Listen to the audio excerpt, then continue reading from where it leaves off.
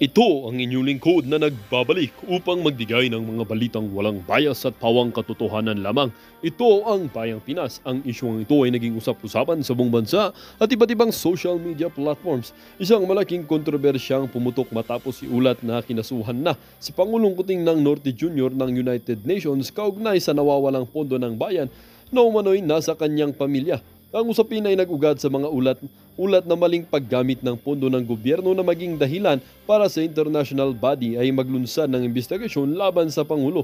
Sa gitna ng mga paratang, naiulat din ng mahagulgol sa iyak si First Lady Lizata Nasmags na di umano'y hindi napigilan ang emosyon sa harap ng bigat ng mga akusasyon.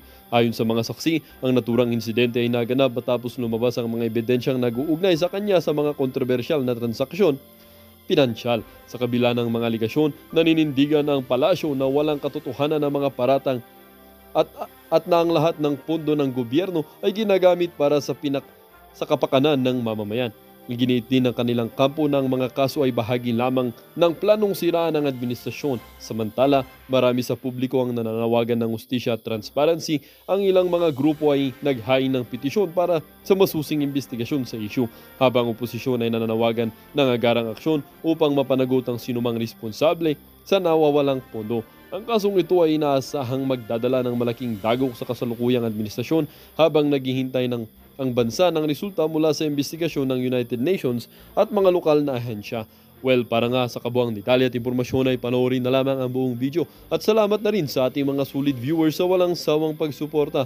At kung bago ka pa lamang sa ating channel ay syempre, huwag kakalimutang mag-subscribe, pindutin ang notification bell at piliin na rin ang all upang lagi kang maging updated sa mga balitang bago, totoo at walang bias dito sa channel ng Bayan, ang Bayang Pinas. Huwag din pong kakalimutang mag-iwan ng like at i-share ang ating mga videos.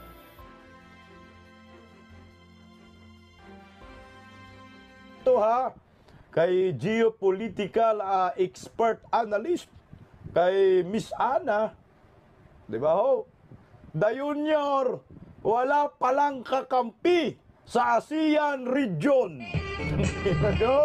Niman, wala naman talagang kakampi sa bangag. Sige nga, ikaw, kung maghanap ka man lang ng kakampi, dun ako sa matino. Oh. Si Raulo lang ang kakampi sa si Raulo. Di ba ho? Real talk lang. Ito po ay patungkol sa West Philippine Sea. Pag tiningnan ho natin itong Marcos admin, nagpo-provoke na ho talaga. O ngayon, yung ASEAN nation, nakakampi nga ho sana natin ang mga yan, wala nyor, isusuka ka at pabayaan ka dahil sa pagiging oto-oto mo sa mga putig itlog na bugok. At ito mga kabisdak, mayroong bagong balitang labas. Peace and order sa Republika ng Pilipinas under Bangag Admin bagsak. Ito na ho tayo ngayon. Bagsakan to the max. Wala kasi silang ginagawa sa gobyerno. Gusto nilang gawin tayong mga abu. Saudi girl, gandang hapon, gold magic find. Gusto nilang libre cremation, nagago. Nimal talagang mga utak na yan, utak biyak. At ito, iplipurin natin yung buses ng mga taga-Baho Masinloc, Baho di Masinloc, mga mangingisda na tunay po na nakakaalam kung ano po ang nangyayari dyan sa West Philippine Sea. Na talagang real talk po dito, si The Junior. Patusok guys, kaya narito muna. Pakawalan agad natin itong reklamo ng international lawyer laban po sa Marcos admin dyan sa United Nations. Pakinggan po natin mga kabisdak. Dahil sa pananahimik ng mga umano'y human rights group sa marahas na paglusob ng kapulisan sa mga religious compound ng the Kingdom of Jesus Christ noong June 10, ay formal na naghain ng petisyon ng isang international human rights lawyer sa United Nations upang imbestigahan ang umano'y sistematikong human rights violations ng pamahalaan. Kabilang na dito ang pangaras sa The Kingdom of Jesus Christ. Narito ang balita. Kalat na sa loob at labas ng bansa ang mga CCTV footages at iba pang mga videos na talaga namang itinagalit ng maraming nakakapanood dahil sa di makataong turing ng kapulisan sa mga inosenteng missionary worker ng The Kingdom of Jesus Christ. Sa kanilang pagsisilbi ng warrant of arrest noong June 10 sa mga religious compound ng KOJC ay overkill ang puwersa ng kapulisan at naka-full battle gear din ang mga ito at armado ng matataas na kalibre ng baril na tila bagang sasabak sa isang matinding giyera. Bukod dito, sa pilitan din ng mga ito na pumasok sa mga religious compound ng KOJC, lalo na sa Glory Mountain na puwersahang sinira ang gate na wala namang bit-bit na search warrant. At ang naturang aksyon ng kapulisan ay nagdulot ng matinding trauma sa mga missionary ng KOJC, lalo na sa mga kabataan at kababaihan. Mas tumindi naman ang hinanakit ng mga ito nang baliktarin ng kapulisan ang kwento sa tunay na pangyayari sa kanilang ginawang paglusok. At sa kabila ng mga sinapit na ito ng KOJC missionaries ay tila nakakabingi namang katahimikan ng mga nagpapakilalang human rights advocate dito sa bansa. Kaya naman minabuti ngayon ng international human rights lawyer na si Attorney Arnedo Valera na maghain ng petisyon sa United Nations headquarters upang imbisigahan ang umano'y sistematikong paglabag sa karapatang pantao ng Marcos administration. Dinadala namin ngayon itong ginagawang pang-aabuso ng kapangyarihan ng ating kapulisan. Kasama na ang Philippine government kasi silang nagbigay ng basbas dyan sa United Nations, no? At kami ay gumawa ng isang matapang na liham na address kay Secretary General ng United Nations si Antonio Guterres. Nakapaloob sa naturang petisyon ay ang paggamit ng labis na puwersa ng mga kapulisan na hindi tamang paraan sa pagpapaabot ng warrant of arrest, hindi pagrespeto sa mga sagradong lugar at trauma na idinulot sa mga kabataan at kababaihan. At ito ay ating kinukundina at humihingi tayo ngayon ng agarang international na investigasyon. Patay kanyor!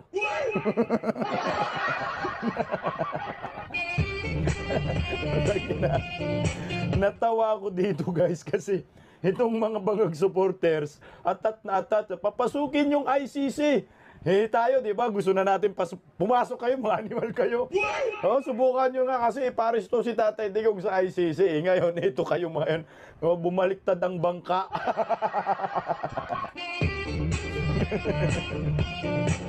Ayan na ho talaga, ina-address na ho nila. Nagreklamo na ho. Magaling pa naman tong abogado na ito. Nakunyor! Makarma ka talaga ni Pastor Gibuloy kasi imbestiga ng United Nations yan eh. Siyempre, pag nagformal lang reklamo ang mga yan, sa United Nations, pupunta yung mga, mga representative ng United Nations. Sana maging patas. Naku, urong ang yagbols itong mga animal. GC Lakwata, magandang hapon sa inyo. Jerusalem, Lourdes Ispahas. Lourdes Ispahas, maraming salamat sa tunay na nagbalasakit sa mga naaapi. Kasi nga, wala silang busis, walang aksyon. Si Da Junior, tahimik. Na para bang nagiging sponsored, hindi lang nagiging, talagang sponsored ho itong ginawa sa sponsored ng Marcos admin itong pagransak ng SAP sa QGC. Sino bang nag-utos? Di ba Philippine government? Sino bang presidente? Si Da Junior. Nakonyor! Galia, takot kanyor sa human rights. Takot pa naman to sa human rights, di ba? Kaya binubusalan yung mga human rights advocate ngayon. Pero paano na ho ito? Kasi may dumulog sa United Nations. Baka mapunta kanyor sa ICC, nyor. Tamang-tama rin, si Inday Sara, kumalas na, nyor, iyak, nyor.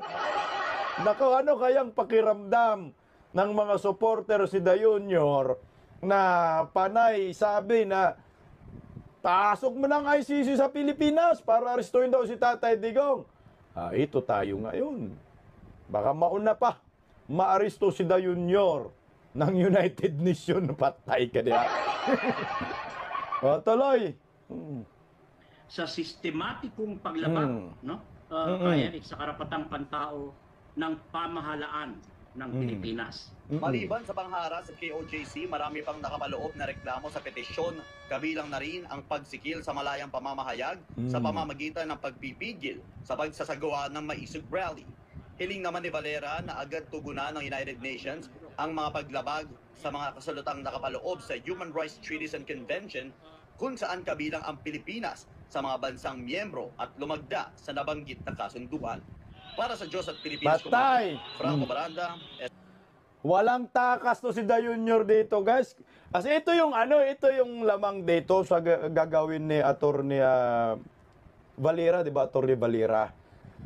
Pag sinasabi mo kasing ebidensya, ang pag-uusapan, naghanap yung ebidensya sa buong mundo, kumalat na ho yan eh. Kung baga, formal na lang na petisyon, reklamo, ang gagawin mo kasi yung ebidensya, given na. Nandyan na yung ebidensya, bumungad na. So, siguro, pwede rin gawing reason yan. Kunyari, actually, ako sa akin lang, hindi lang United Nations dapat magreklamo dyan, guys eh. Pwede rin mag-file ng reklamo ang Kingdom of Jesus Christ sa ICC. Ang reason din ng KOJC dyan, kaya sa ICC kami magre-reklamo sa nangyayari sa amin dahil ang Marcos admin ay walang ginawang hakbang tungkol po sa pagransak sa kanilang relihiyon. Pwedeng ganun. At dapat nga ho, itong mga religious sector, kundi na hindi yung ginawa ng Marcos admin, liwanag naman sa video. Yun yung lamang natin. Unlike dito sa mga reklamo sa ICC labang kay Tatay Digong, mga haka-haka lang ebidensya, gawa-gawa. Walang ebidensya. Kwento lang ni Las Cañas animal. No? Kwento lang. Pero ito, pag magreklamo diretso sa ICC pagkatapos sa United Nations, tablado talaga dito si Da Junior. Wala, ang daming ebidensya eh. At lahat ng KOJC, pwede yan magiging witness eh. Mga bata, diba ho? Mga bata, mga matatanda, yung mismo sila yung mga humarap, sila ni Sir Carlo, pwede sila, yung inaristo na 6 ba yun? O 9, illegal arrest, patay kanyor animal.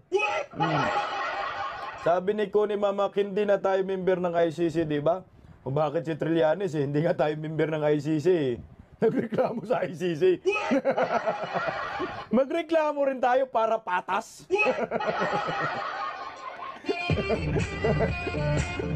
At pwede rin, ganito ang gagawin ng ni Attorney Valera dyan, no? Pwede rin ganito, gawin ni Attorney Valera. Sige, UN muna tayo, United Nations. Pag magbabalik muli si Da Junior sa ICC, saka tayo magreklamo sa ICC. Sabi, di ba? O magdasal tayo, nababalik si Da Junior sa ICC. Senyor, balik ka na sa ICC, senyor.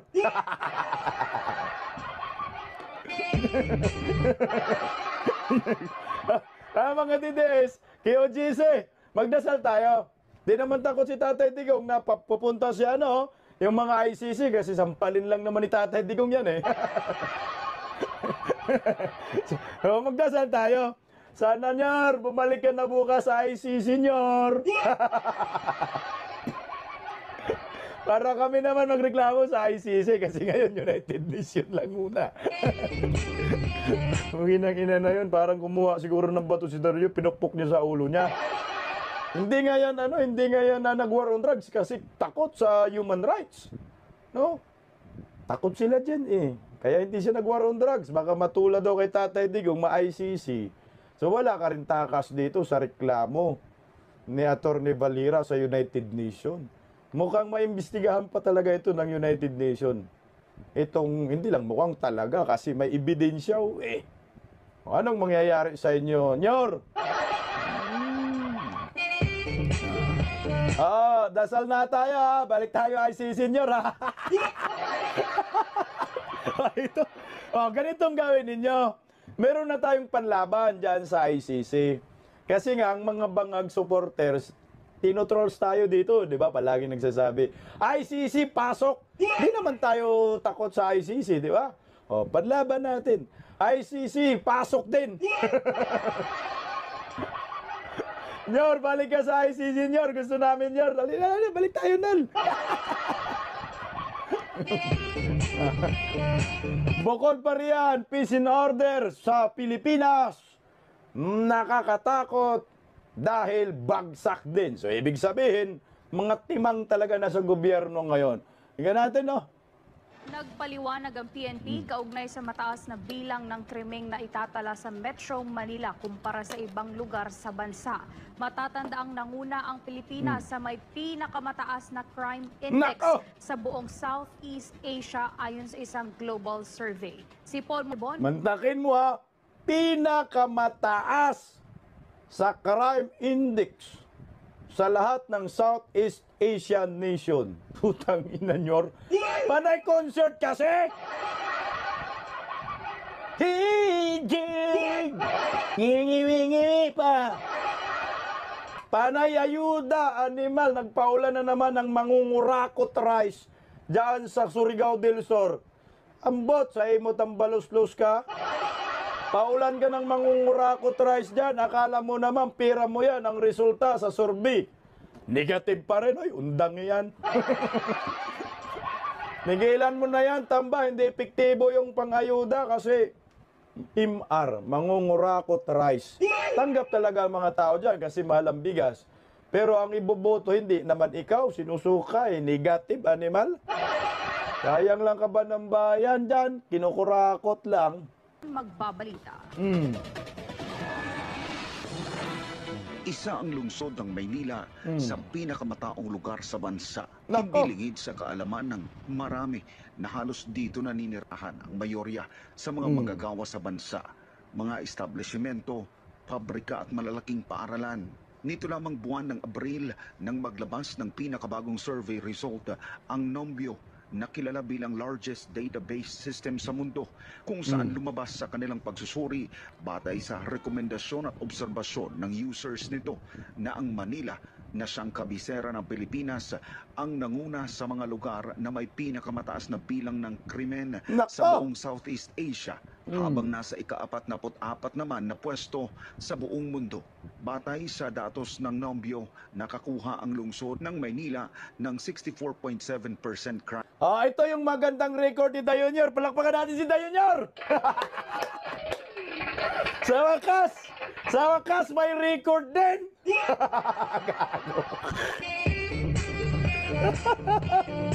Dayonior, palakpakan ka namin, number 1. Mag-inuman tayo, maglasing, number 1 ng Pilipinas, animal. Gago. Pastor Kiboloy, ito yung nambudol sa'yo, Pastor, o number 1 sa buong mundo. Sa Asia pala, number 1 sa Asia. Huwag na natin buong mundo, baka ma-fake news tayo. Ay, patusok! Patusok ng mga trolls, masira ulo, hindi nang tutusok eh. Ayan! Countries with high crime index in Southeast Asia. Numero 1 sa listahan na nakakuha ng 64.7% crime index, Manila, Philippines! Anong ginawa ng mga pulis na tulog?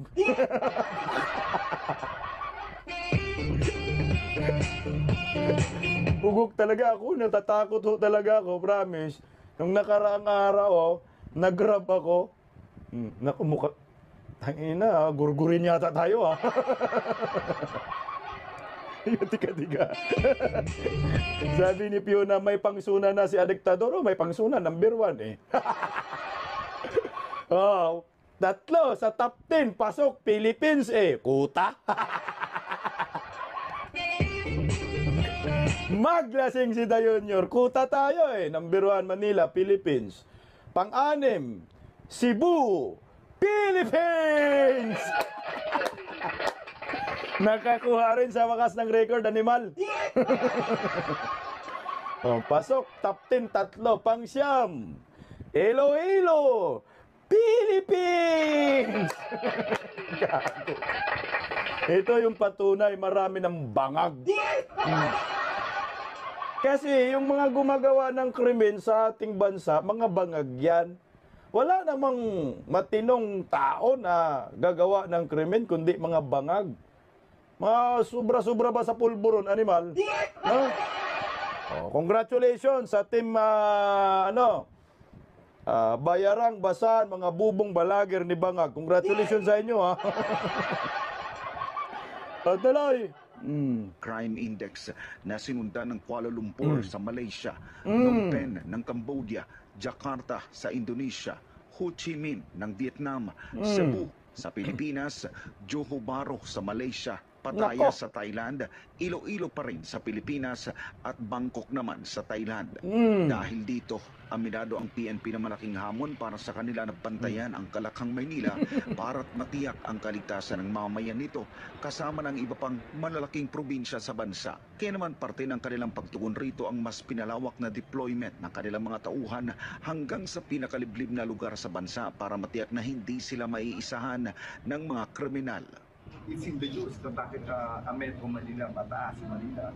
Sabi ko, although mataas po tayo kasi highly dense po yung population natin ng Metro Manila. But if you will see, ito po yung ginagawa nila, crime solution and crime agency.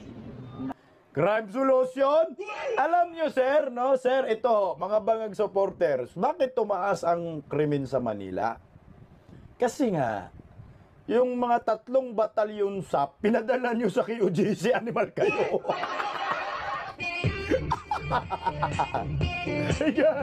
Ang Davao naman, pinaka-safest na city sa buong Asia, di ba? Number 2. Pero, bakit doon pinadala yung SAP? Dapat yung 3 batalyon, ipinakalat ninyo sa Metro Manila, Cebu at Iloilo. Putangin na, bangag kayo. Mantakin mo, kung saan yung pinaka-safe na syudad, doon pinadala yung mga SAP. Mga 3 batalyon na yun eh. Pero yung magulong syudad, Manila, Cebu, Iloilo, di man pinadalan, mga bugok talaga. Tama na nga ho yung sinasabi ni Tatay Digong eh. Pag bangag ang leader, bangag din ang followers. Nakakatakot, Diyos ko. Pinadala kay Pastor Kibuloy, wala na nagbabantay sa mga kalye. Kahit sa gabi, wala kang makikitang kapulisan eh. Nung nakaraan ba, nag-grab ako. Pag-grab ko, 2 kami, may katabi akong babae. Ako, nakasakay na ako ng grab. Oh, nung babae, gabi yun ha. Mga 11 PM yun. Yung babae, nilapitan ng budol-budol, ang laki ng katawan. Eh, wala akong magawa, di ko na matulungan yun eh. Nakasakay na ako. Hiningian ng pira. Ganong kabangag ang gobyernong ito, nakakatakot sa gabi. Ano yun? Napakataas. Hindi ko natin napapabayaan. And meron pong crime, bakit mangyayari yun. Pero what's important po dun sa police po natin, na meron pong crime solution and crime efficiency. But sinasabi po pagbaba po ng 85% sa new one, hopefully po, lalo po bababa po yung crime natin. Ayon sa PNP, matagal naman na nilang ginagawa ang pagdideploy ng mga karagdagang tauhan sa lansangan, ngunit masusi pa rin nilang pinag-aaralan ang mga lugar na nangangailangan ng puwersa kontra kriminalidad at iba pang uri ng iligal na aktibidad sa mga komunidad. Well, slowly, namimit po natin yan. Kaya ngayon, sir, ay talagang tignan. Yung, kung maalala mo, sir, meron tayong ini-implement na police-to-population ratio na 500. Ang pinag-aaralan ngayon na hindi dapat ang magiging application ng 1:500